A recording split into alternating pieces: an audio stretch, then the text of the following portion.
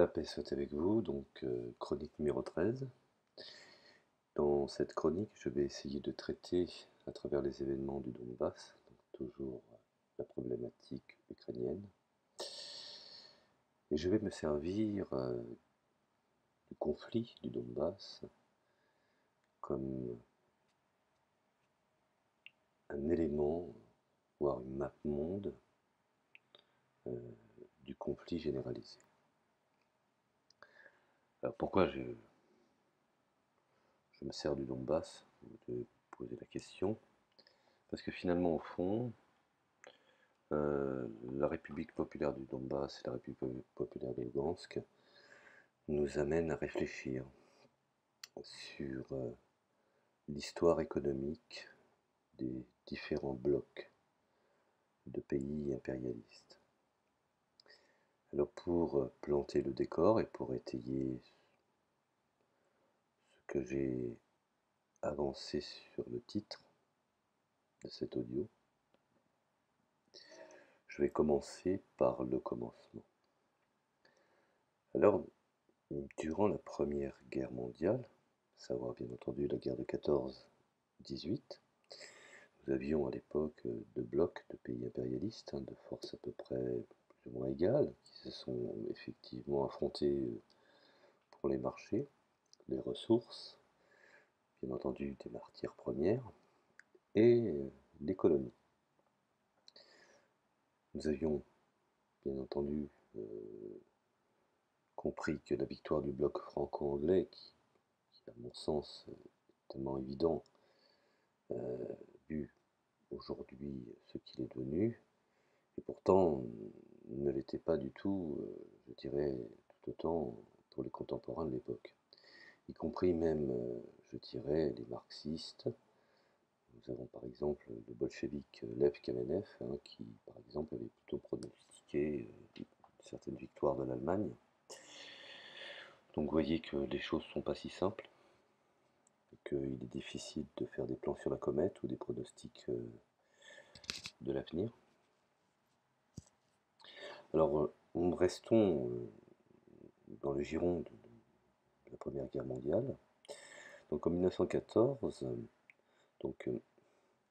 une lutte à mort oppose, je dirais, deux bases d'accumulation capitaliste ayant leurs centres respectifs, à Londres et à Berlin, et ayant l'une et l'autre atteint les limites absolues de leur expansion géographique dans les années 1870. Alors, on peut considérer que ces deux forces butant chacune sur les frontières de l'autre. Le dernier acte de cette expansion avait été, je dirais, la division du continent africain dans les années 1880-90 entre les différentes grandes puissances. La France, le Royaume-Uni, son vassal portugais, l'Allemagne par exemple, Belgique, et pour neutraliser bien entendu le Congo, l'Italie, etc. La liste serait longue. Donc la conséquence de tout cela, c'est le clash entre ces deux grandes divisions du travail, donc l'allemande centre-européenne et l'anglo-franco-américano-japonaise. Aura été la cause de la Première Guerre mondiale, comme du reste de la Seconde. Et je dirais qu'après celle-ci, en 1945, il n'y a plus qu'un seul système de production et d'accumulation capitaliste, laissant le champ libre à la direction états-unienne. Alors à la fin des années 40, ce système a incorporé les anciens systèmes européens et japonais. Dans les années 70, les anciennes colonies et dans les années 80, la Chine et les démocraties populaires de l'Europe de l'Est. Et enfin, au début des années 90, l'Union soviétique. Alors la politique réactionnaire, on peut l'établir comme ça, n'ayons pas peur des mots, puisque de toute façon dans le camp adverse, il n'hésite pas à utiliser tous les sobriquets.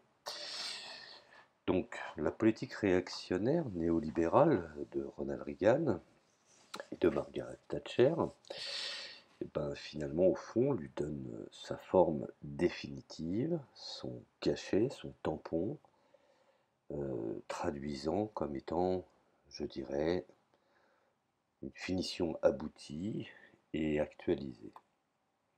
Alors au cœur de ce système se trouve la Réserve fédérale américaine, comme, je dirais, organe produisant la devise de réserve mondiale, se traduisant bien sûr par différentes institutions comme le FMI, le Fonds monétaire international, l'OMC, l'Organisation mondiale du commerce et la Banque mondiale. Alors à partir de 2008,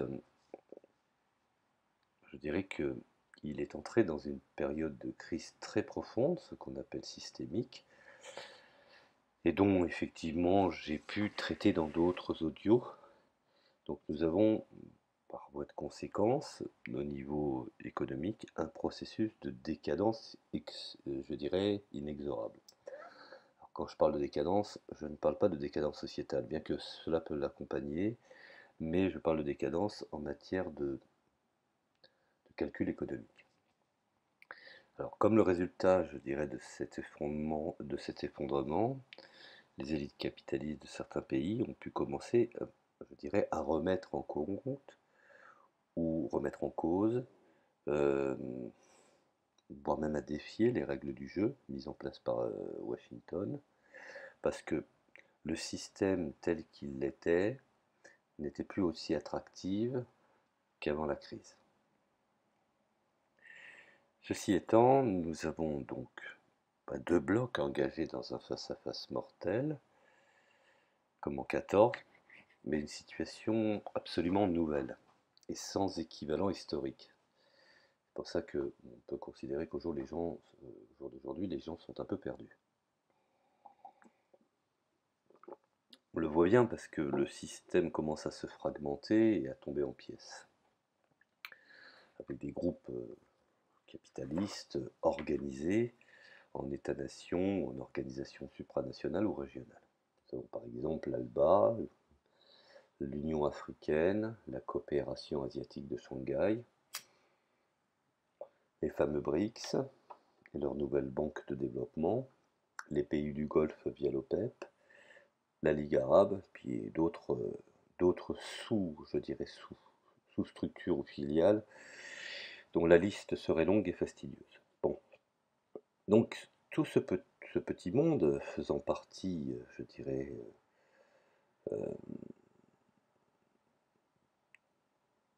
de la position adverse, essaye de remettre en cause et de reformuler le cadre établi, tandis que d'autres, comme les comités régionaux de Washington, parlent effectivement d'un certain consensus que les autorités américaines auraient garanti. Par contre, les États-Unis, aujourd'hui, au contraire, je dirais, défendent bec et ongle le statu quo et cherchent à punir quiconque porterait atteinte au sacro-saint principe. Bon, ceci n'est pas à remettre en cause à la lumière de l'actualité. Alors, tout cela pour finalement, au fond, considérer que les conflits que nous observons dans le monde actuel reposent donc sur les contradictions internes à ce système post-45, plutôt que, je dirais, sur la confrontation entre deux bases distinctes d'accumulation capitaliste et leurs systèmes respectifs de division du travail, comme c'était par exemple le cas en 1914, voire même en 1939. Alors aujourd'hui, n'ayons pas peur d'employer les mots tels qu'ils le sont, puisque ceux-là même que je pointe du doigt le revendiquent. Nous avons aujourd'hui l'impérialisme actuel comme système mondial. Lénine l'avait bien compris, il l'avait bien expliqué en son temps. Donc ceux qui présentent, je dirais, le conflit actuel en Ukraine comme une guerre à la 1914 entre impérialisme US et russe ont des compétences d'analyse du niveau propagandiste russe. Dimitri Kiselev, par exemple, qui a menacé l'Amérique d'être réduite en cendres nucléaires. La Russie et les États-Unis ne sont absolument pas comparables en termes de puissance économique. Ils ne jouent pas clairement, je dirais, dans la même catégorie. C'est pour ça qu'il est difficile de pouvoir les comparer sur certains aspects. Bon, je dirais que même il n'existe même pas, à vrai dire, d'impérialisme russe ou d'impérialisme américain au sens de 1914. Ce qu'il y a aujourd'hui, c'est un système impérialiste mondial, organisé, hiérarchiquement bien entendu, avec l'impérialisme américain à sa tête. Donc finalement, les États-Unis seraient la locomotive de tête. Il y a une classe capitaliste russe qui structurellement ne réside pas au sommet, ni même à l'étage juste au-dessous, et qui cherche à s'élever dans cette hiérarchie et se trouve, je dirais maintenant, de plus en plus effrayée par sa propre audace après s'être heurtée à la résistance d'un Occident uni. Bon, alors imaginons, ayons une lecture un peu aussi objective, puisqu'on me reproche souvent de ne pas être objectif, parce que c'est vrai que j'ai un peu de déférence à l'égard de Poutine, mais essayons aussi également de ne pas hésiter de les gratiner quand il le faut, dans la bienséance, en étant constructif. Donc imaginons un instant que la Russie soit réellement un pays impérialiste, un peu comme l'impérialisme pouvait être défini au jour de la Première Guerre mondiale. Alors, cela voudrait dire qu'elle serait comme l'Italie à l'époque, avec son impérialisme mendiant. Cet impérialisme russe aurait des intérêts en Ukraine, liés en premier lieu au transport des hydrocarbures, et dans une moindre mesure à des actifs industriels. Mais à la réflexion, pour autant, je dirais que ces intérêts ne se justifient pas ou ne justifieraient pas qu'elle risque délibérément une détérioration de ses relations avec l'Ouest. N'oublions pas cela, je dirais c'est une donne à prendre en compte. Par exemple, dans la crise ukrainienne, l'élite capitaliste russe n'a pas suivi une stratégie impérialiste délibérée. Elle n'a fait que répondre aux défis d'une situation critique, évoluant très rapidement. Sa réaction a été assez tiède, voire timorée. On peut même considérer, non sans une contradiction, ou même voire même à la limite inconsistante. Mais elle a, pour le coup, démontré, pour un observateur attentif, son absence de, je dirais, de stratégie. Alors qu'effectivement la situation évoluait très vite après le coup de force, donc la chute, le coup d'État finalement de Poroshenko sur Yanukovych en Ukraine et le début du soulèvement en Crimée et dans le sud-est. La direction russe s'est trouvée face à un terrible dilemme. Ne pas intervenir, ne pas soutenir les populations de Crimée et du Donbass, finalement au fond signifierait perdre toute légitimité aux yeux de sa propre population, je dirais dans un contexte de détérioration économique avec son corollaire de crise politique beaucoup plus forte néanmoins qu'en 2011. Mais intervenir signifierait effectivement rompre avec l'Ouest, avec des conséquences non seulement imprévisibles, mais à la clé, une éventuelle, je dirais, engagement d'une euh, guerre, je dirais une quatrième guerre mondiale, puisqu'on parle déjà de troisième étant à la fin, donc une quatrième guerre mondiale conventionnelle, avec troupes au sol. Alors finalement, au fond, la Russie a choisi l'option intermédiaire, intervention en Crimée, mais pas dans le Donbass. Après, justement, moult observations et puis conseils à l'égard des experts, la Crimée c'était possible étant donné que le référendum était revendiqué par plus de 80% de la population qui était russophone. Ça c'est pour certaines analyses des faits qui se sont déroulés. Cependant, je voudrais dire que lorsque le soulèvement du Donbass a évolué d'une forme pacifique à une forme armée, la Russie a dû offrir son assistance parce que l'écrasement militaire des rebelles avec son consentement passif aurait porté un coup terrible à l'image des autorités russes dans le pays. Et qui plus est, avec la disparition de ces deux républiques, rien n'aurait empêché, je dirais, les manœuvres d'une armée ukrainienne dirigée sous faux drapeau par Washington, à la frontière de la Russie. Mais je pense que par les autorités, ce soutien a été apporté à contre-cœur. N'oublions pas que Poutine, appelant publiquement le peuple du Donbass à ne pas organiser de référendum pour l'indépendance des républiques, et l'aide militaire significative ne commençant réellement qu'après la perte de Slaviansk, lorsque la capitale de Donetsk était menacée de tomber aux mains de l'armée ukrainienne. Et quand on dit armée ukrainienne, on sait pertinemment que ce ne sont que les armées de l'OTAN qui sont derrière eux. L'armée ukrainienne n'est que finalement un cache-sexe de la poudre de perlimpinpin. Alors, malgré cela, ce soutien a suscité l'insatisfaction et même la résistance d'une grande partie de l'oligarchie russe, qui ne rêve pas de restaurer l'empire tsariste ou éventuellement un certain empire soviétique décomplexé du marxisme, mais d'un partenariat mutuellement bénéfique avec les Occidentaux.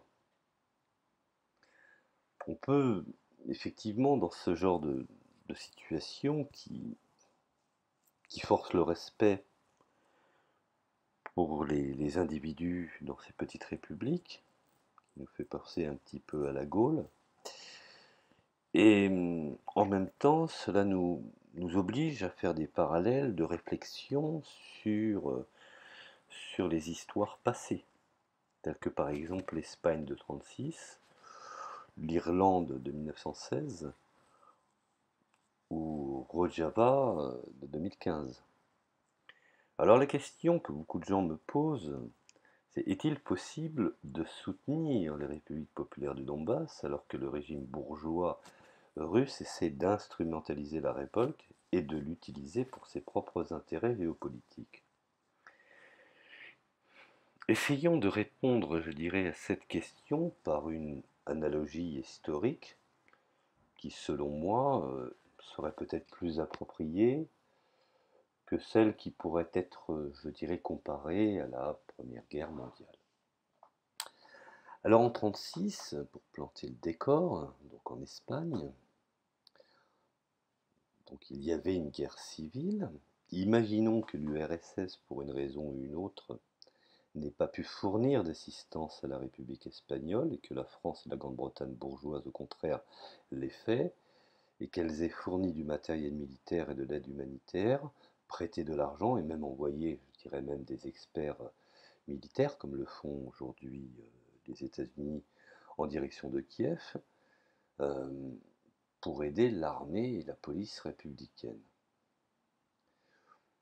De fait, c'est ce qui a indirectement été fait, n'empêchant pas les départs des brigades internationales de toutes sortes, d'antifascistes, comme nous avons, rappelez-vous, André Malraux, tout en affirmant officiellement la non-intervention dans le conflit en tant qu'État. Donc, rappelez-vous, la France, même les différents partis de gauche n'avaient pas, les grandes organisations avaient décidé d'être non interventionnistes. Alors naturellement, je dirais que les élites capitalistes de Grande-Bretagne et de France n'auraient fait cela que pour servir leur propre but, ce qui me semble tellement évident. Retenir l'Espagne dans leur propre système d'investissement et d'échange commercial, dans un contexte de confrontation croissante avec le bloc allemand, les révolutionnaires et les progressistes auraient-ils alors dû, sur cette base, refuser de soutenir la lutte antifasciste des républicains espagnols? Alors bien sûr que non. Soyons logiques, on sait pertinemment que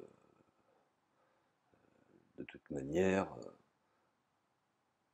même si on peut avoir des différences, c'est ce qui se pas associé avec mon soutien à l'égard de Vladimir Poutine. Je ne suis pas stupide, je sais pertinemment qu'il n'est pas marxiste et encore moins communiste. Mais sa position, je dirais, oui, on peut dire ça, inspire le respect.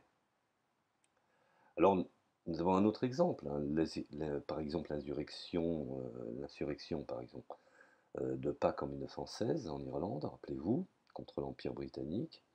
Toute personne se qualifiant de révolutionnaire ou progressiste ne peut que rendre honneur à cet épisode héroïque, je dirais, de la lutte anti-impérialiste du peuple irlandais.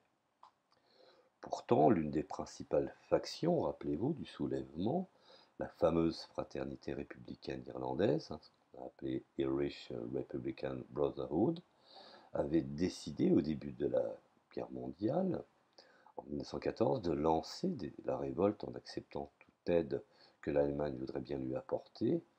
Et l'un de ses représentants s'était rendu en Allemagne et avait obtenu l'accord du gouvernement pour, je dirais, cette assistance. Et celle-ci ne put finalement pas être fournie uniquement parce que le navire allemand transportant les armes fut coulé par, bien entendu, la flotte britannique. Rappelons-nous également, Lénine a pourtant soutenu inconditionnellement la rébellion irlandaise en dépit du fait qu'elle était beaucoup moins prolétarienne que l'actuelle révolte du Donbass. Et il y avait à cette époque, je dirais, des gens de gauche, des socialistes, pour qualifier ce soulèvement de putsch, de mouvement purement urbain, petit bourgeois, n'ayant au-delà de la sensation qu'il a pu causer aucun soutien social. Rappelez-vous, je dirais, la réponse de Lénine, qui à cela précisa que quiconque qualifie cette révolution de putsch ne peut être que ce soit un réactionnaire patenté, soit un doctrinaire désespérément incapable d'envisager la révolution sociale comme un phénomène vivant. Alors, c'est-à-dire que, en dépit du soutien allemand évident aux yeux de tous, sans même parler du fait qu'un tel soulèvement sur les arrières de l'Empire britannique ne pouvait jouer qu'en faveur de l'impérialisme de Berlin. Les révolutionnaires et les progressistes authentiques ont soutenu les républicains irlandais. Et ils ont soutenu nonobstant le fait que les nationalistes bourgeois et petits bourgeois combattaient aux côtés du socialiste James Connolly et de ses partisans. Bien entendu, Connolly disait clairement qu'une déclaration d'indépendance sans instaurer une république socialiste serait vain. Mais les socialistes de Donbass disent plus ou moins la même chose. Pourquoi alors l'exemple irlandais ne s'appliquerait-il pas, je dirais, au Donbass, un exemple de l'époque de la Première Guerre mondiale dont nos soi-disant Zimmerwaldiens sont tellement férus? Alors, nous pouvons encore prendre, je dirais, un exemple contemporain. Ce n'est pas un secret pour personne hein, que les milices kurdes combattant Daesh, donc l'État islamique en Syrie, bénéficient du soutien des États-Unis. Ce n'est pas un secret de polichinelle. Et pourtant, les milices kurdes sont d'obédience marxiste. Hein. Ils ont pour principe d'élaborer un État d'autogestion. Bon, la gauche également progressiste et révolutionnaire devrait-elle sur cette base refuser de soutenir les Kurdes de Rojava? Il est bien évident que non. Pareillement, de tout temps, je dirais que la résistance palestinienne, par exemple, contre l'aberration et l'exagération de l'occupation israélienne, a bénéficié elle aussi du soutien de toutes sortes de régimes bourgeois ou antidémocratiques au Proche-Orient. Et la proportion d'éléments avancés et progressistes au sein de la direction palestinienne a presque toujours été plus défavorable aux forces de progrès que dans le Donbass. La gauche, par exemple radicale, n'en a pas moins toujours soutenu le mouvement de libération de la Palestine. Bien que le plus souvent, effectivement, les mouvements qui ont, d'une façon embryonnaire, qui prenaient le pouvoir étaient absolument pas progressistes. Hein. Hamas n'est pas progressiste, hein, que je sache. Mais bon, c'est ainsi. Israël aussi, dans sa création, a profité aussi, à un moment donné, dans ses premiers kibboutz, de l'aide soviétique et ensuite, se tournant vers le capitalisme, de l'aide américaine. Enfin, alors, lorsqu'il s'agit du Donbass, toute une certaine extrême gauche applique un véritable internationalisme à géométrie variable. Cherchons bien entendu, je dirais, les excuses, voire même toutes les excuses possibles, pour condamner les républiques populaires et s'autoriser à prendre une position d'indifférence pacifiste de renvoi dos à dos. Alors une telle position n'a pourtant jamais été celle de la gauche révolutionnaire. Rappelez-vous, Lénine a pu écrire que l'indifférence dans une lutte n'a jamais signifié l'exclusion de la lutte, l'abstention ou la neutralité. Une telle indifférence ne saurait être qu'un soutien tacite au plus fort et à l'oppresseur. Alors en restant de côté dans une posture détachée, les soi-disant zimmerwaldiens, aujourd'hui se placent en réalité du côté de Kiev, qui mène une expédition punitive contre les rebelles. Il suffit de regarder un petit peu les cartes de combat et de voir comment les forces sont disproportionnées. N'oublions pas que, rappelez-vous, nous avons un événement qui est, je dirais, effectif là-dessus, c'est que comment déterminer des guerres justes et des guerres injustes. L'attitude, par exemple, marxienne vis-à-vis des guerres ne peut être réduite à un seul exemple de 1914 voire de 1918. Les marxiens, ou les marxistes, je dirais, réalistes, euh, soutiennent les guerres, par exemple, des opprimés contre les oppresseurs. Alors je sais que beaucoup de gens vont me dire, oui, mais la lecture est trop binaire.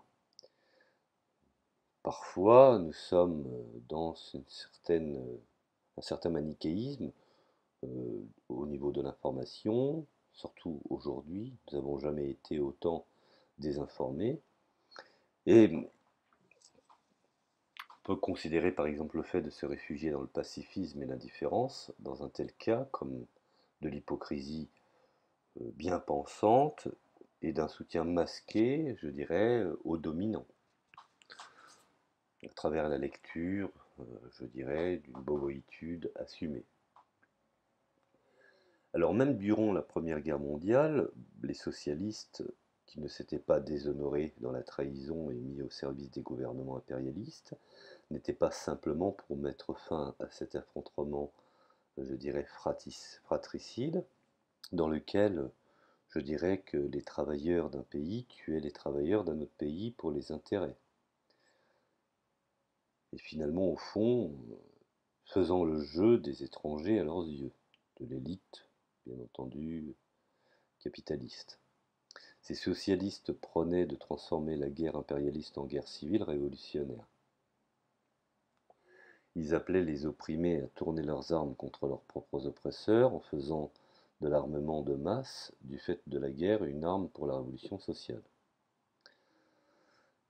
Rappelez-vous, l'histoire a connu par le passé et connaîtra très probablement, et c'est inévitable à l'avenir, des cas de guerre révolutionnaire ou démocratique qui, tout en remplaçant toute forme de droit et de démocratie par malheureusement, et je le déplore, une certaine violence pendant la durée des combats.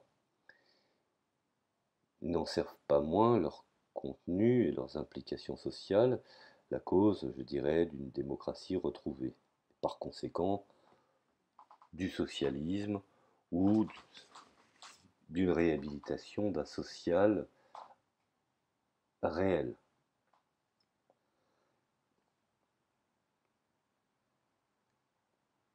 Alors, comment pouvons-nous établir aujourd'hui la Russie comme, je dirais, composante principale de l'Union soviétique, après avoir été socialiste et contribué en tout premier chef à la victoire de l'humanité contre l'abomination fasciste, a dégénéré vers ce que les maoïstes ont qualifié, bien entendu, de social impérialisme.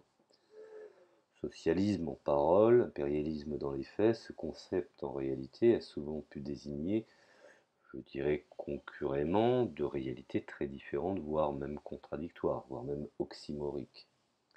Alors, une attitude de mollesse, voire de complaisance envers l'impérialisme occidental, de renoncement, cela je l'ai bien expliqué à maintes reprises dans mes différents audios, donc de renoncement à pousser en avant vers plus de réflexion, euh, remettre en cause, je dirais, à travers des experts, une sorte de réadaptation d'une révolution, repenser le concept de libération nationale, s'adapter aux nouvelles formes d'impérialisme dans le monde, et finalement, au fond, essayer de sortir du discours pour être dans la praxis et dans la véritable, ce que j'appelle, moyen d'action.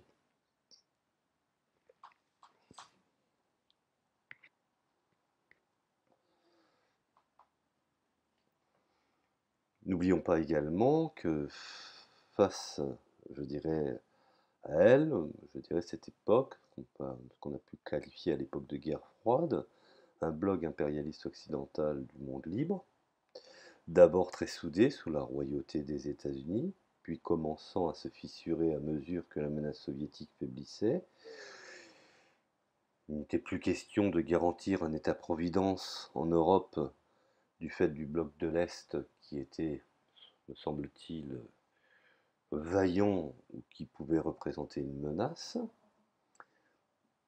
L'URSS ayant jeté aux orties le marxisme-léninisme, pouvait commencer à apparaître comme un interlocuteur respectable, ce que bien entendu on leur fit croire, pour finalement lever la véritable intention qui fut de faire de la Russie un laquais. Ce qui a par conséquent amené à l'émergence de vassaux, je dirais, turbulents, et l'on pense en particulier à l'impérialisme français, par exemple, tissant dès cette époque des liens étroits avec l'Allemagne, la grande vaincue de 1945, qui aujourd'hui est la grande victorieuse, pour former un axe franco-allemand devenu la colonne vertébrale de l'Union européenne.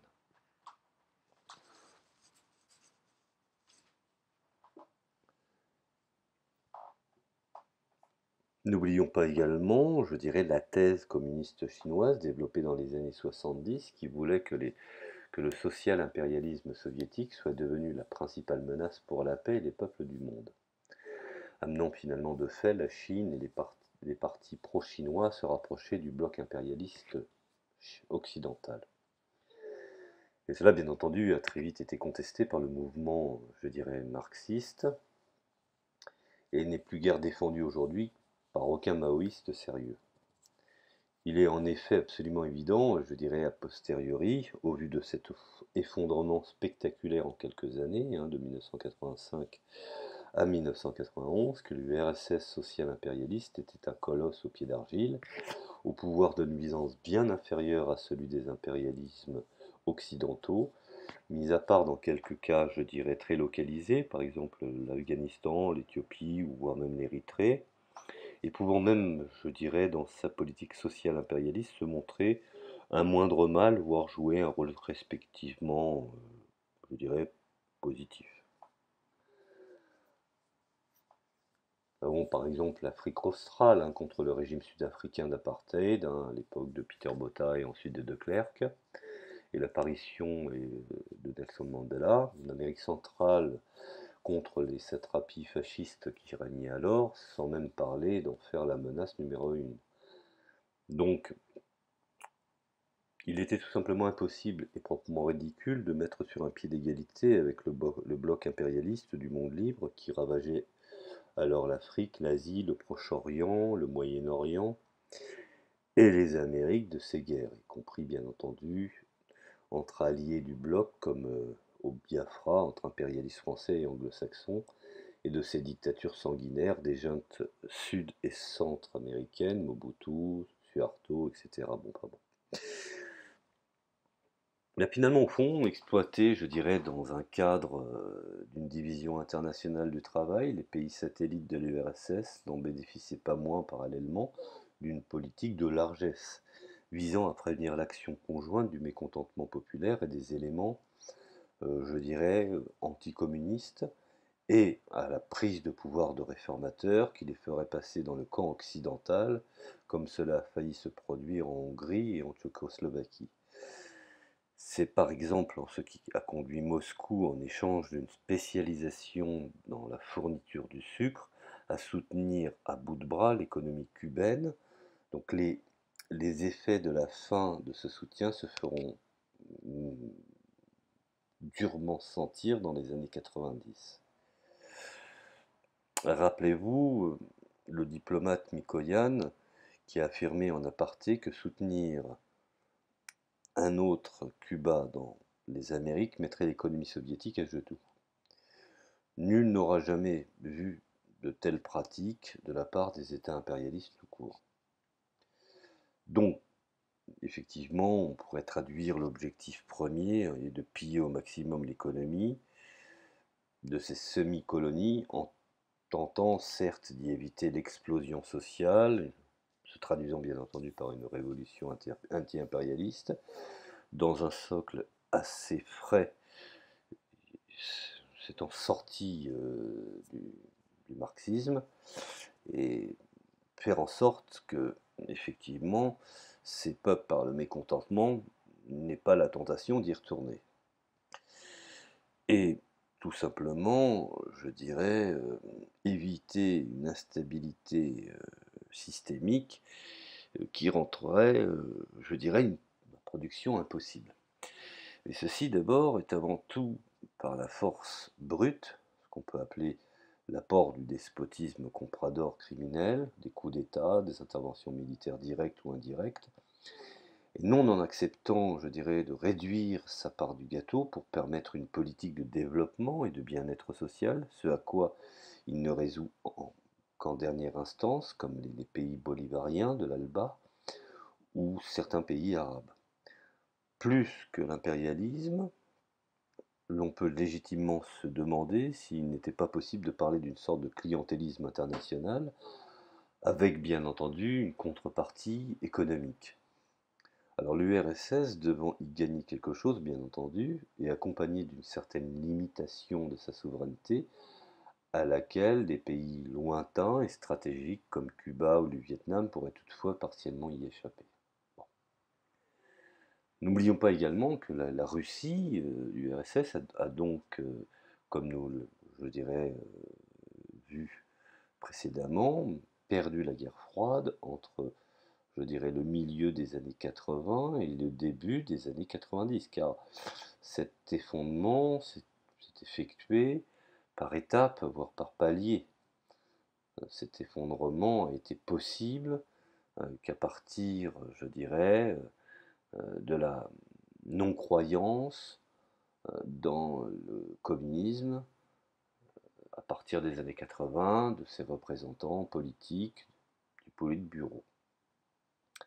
Alors suite à cette défaite, il est effectivement possible de dire oui, effectivement, qu'elle s'est trouvée vassalisée par le camp des vainqueurs.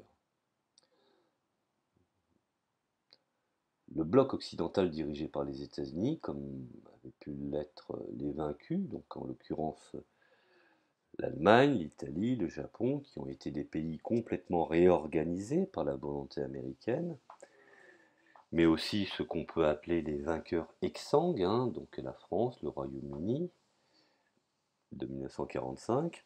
La Chine était alors, quant à elle, je dirais totalement dans cette position en raison de la ligne erronée mentionnée plus haut, je dirais, et suite à la contre-révolution après la mort de Mao jusqu'en 1989, en tout cas, ce qu'on peut en définir à travers l'histoire. Et c'est, je dirais, cette tendance que s'efforce de renverser Vladimir Poutine, car il en est conscient. Il est bien conscient que le projet de Brzezinski doit être mis en place et que la Russie coûte que coûte, doit rentrer dans les rangs et accepter son rôle de vassalisé ou de laquais. Et donc Poutine, depuis son accession au pouvoir de 99 à 2000, sans mettre en avant pour autant la moindre option anticapitaliste, bien au contraire, la ligne officielle est que celui qui ne regrette pas le système soviétique n'a pas de cœur, mais celui qui prétend y revenir n'a pas de cervelle. Rappelez-vous. C'est bien sûr, je dirais, sur les critères les plus capitalistes qui soient, accès à la fortune, à la consommation, au luxe, etc. Je dirais que se mesure le succès du renouveau russe. Alors, vous voyez, je suis capable quand même de faire une analyse un peu, je dirais, vitriolée du parti de Vladimir Poutine. Je ne suis pas stupide.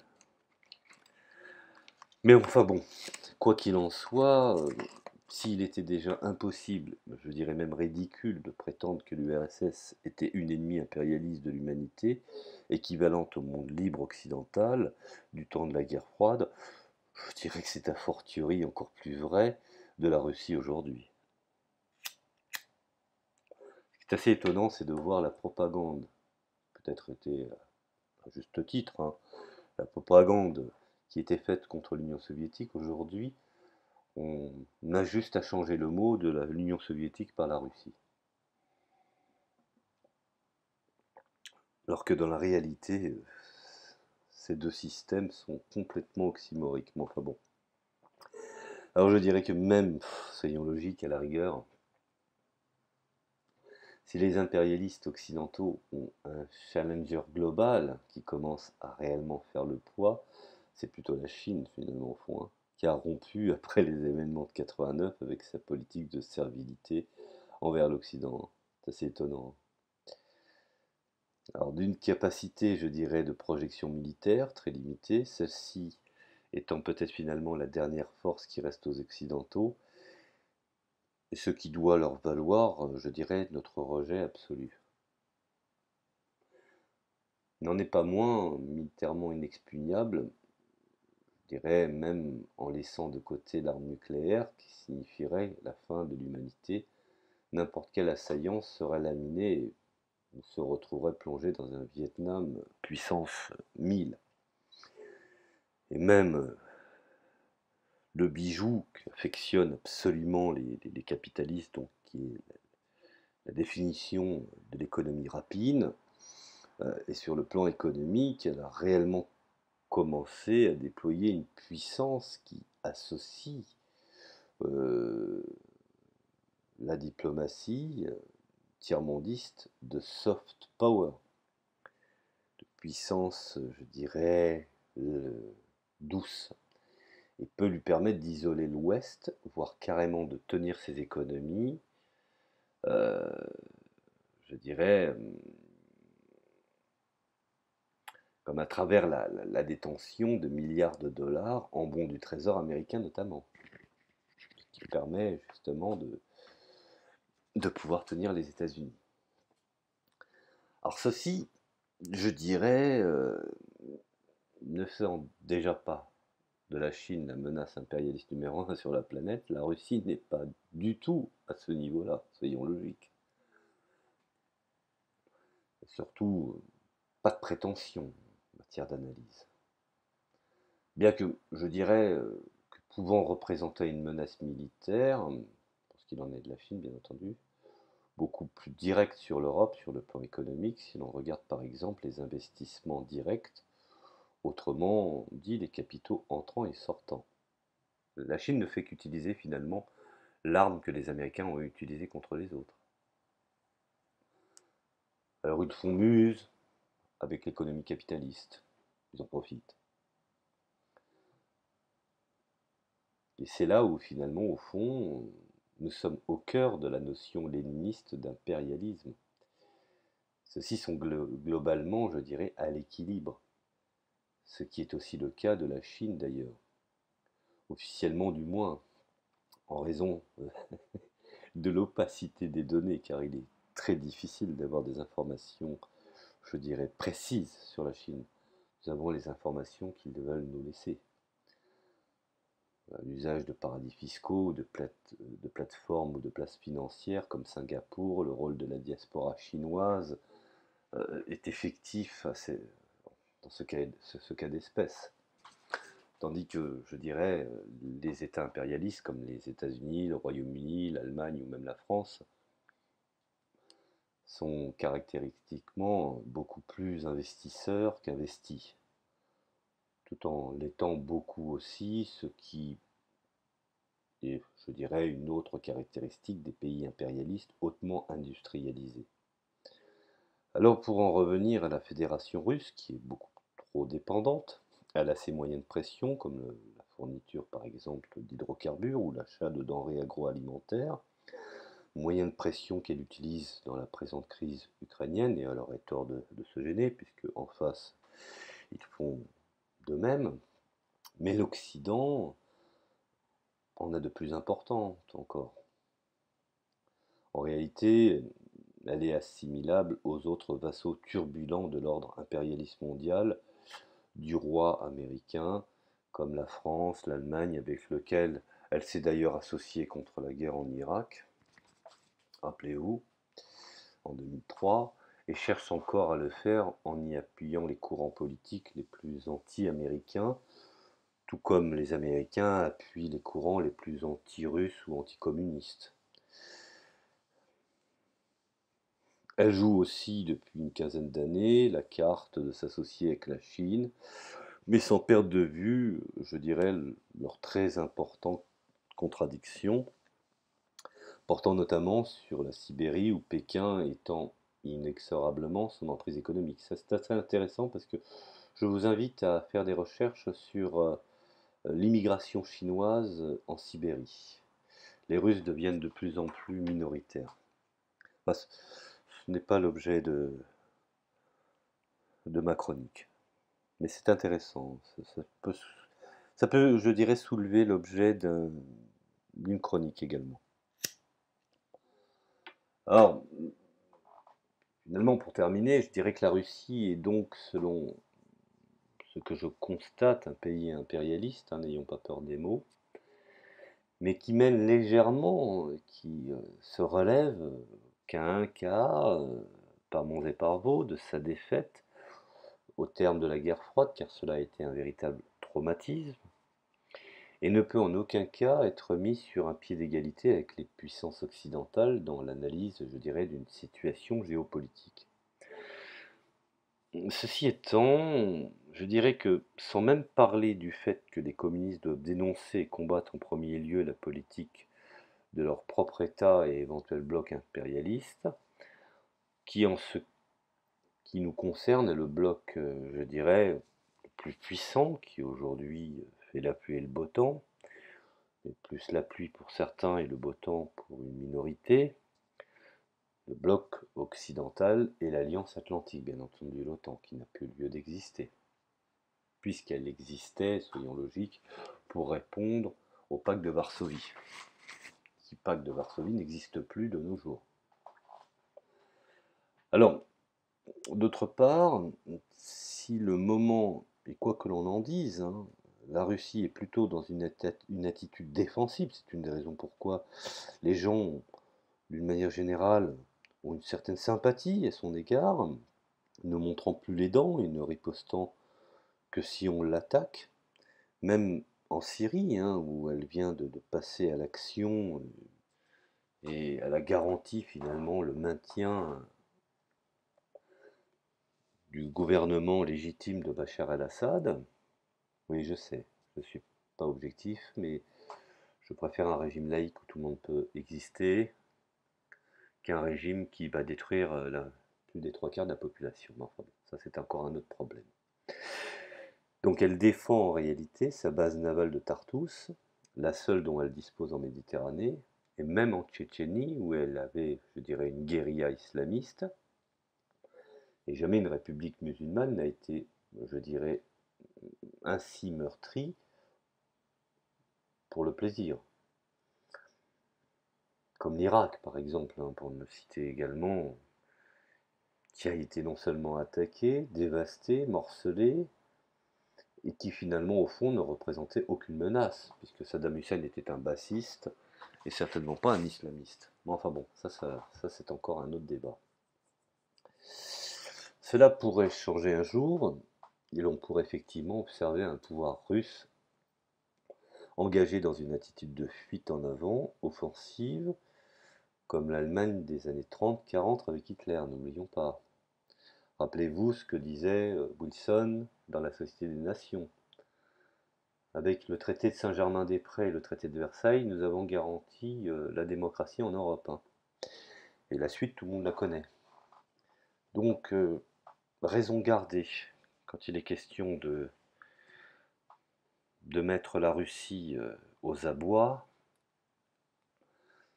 Elle ne serait pas à l'abri d'un coup d'État refaisant machine arrière. Et c'est pour ça que l'attitude de la Pologne ou l'attitude de certains pays, il ne faut pas trop caresser le grizzly. Excusez-moi l'expression. Ce qui serait bien entendu, je dirais, voué à la déroute.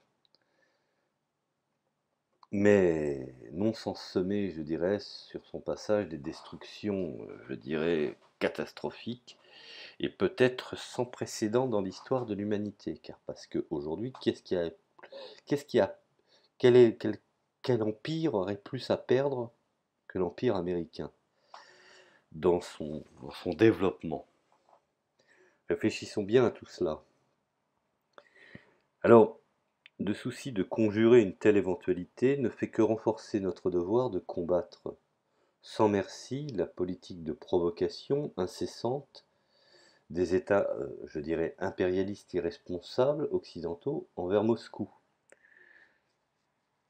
Car radicaliser Moscou, je ne trouve pas à long terme, comme il a été fait de radicaliser l'Allemagne, que cela est une bonne position. Il faut aussi réfléchir sur l'histoire. Alors, ceci étant, je considère que cette petite analyse que je viens de faire devrait nous éclairer concernant les erreurs qui ont été commises dans le passé et qui effectivement ont eu des conséquences terribles dont une bonne partie du genre humain le paye encore aujourd'hui. Voilà, je vous remercie de m'avoir écouté. Je pense que cette analyse était un peu longue, mais nécessaire. Je vous dis à la prochaine chronique.